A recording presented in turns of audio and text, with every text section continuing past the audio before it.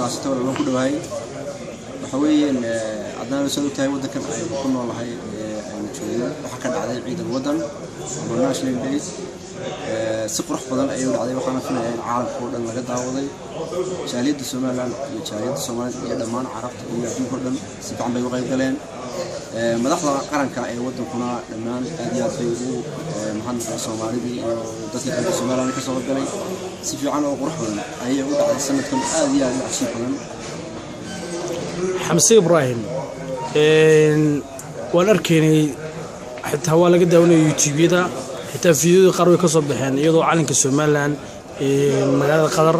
اللي قيب قلي ضمير الشباب السومالان ولا السعوديين كقيب قاطي حتى صار لص عنا مدحونا أحمد محمد سيرايو وسهم بلي وطن كقدر وحنكلم حكاوي ديننا حسب يقعد هذا قدومي أو يتحمسه maadaama garabkii haweenku waliba dhaqaale urunta ay ka baxday maxaad kala socotaanka maxaad noogu sheegi karaysaa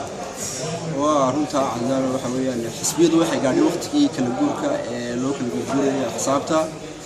saddex xisbina waxa ayaamaha arkaysaa in xisbiyada loo kala guuriyo oo kolba taageerayaal farbadan iyo mas'uuliyiin farbadan ay xisbiyada galiyaan marka anagu saad sheegtay waxa ay gudoomiyihii maaliyadda Faadma Saciid ayaa ku biirtay xisbiga wadani waxaanu hay dad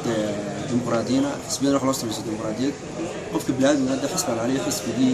oo arkay inuu garanaysa cabshiya ama uu jeclaado ayuu u guuri karaa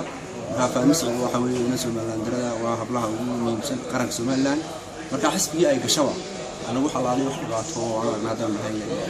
xisbiga wacid qabila tamit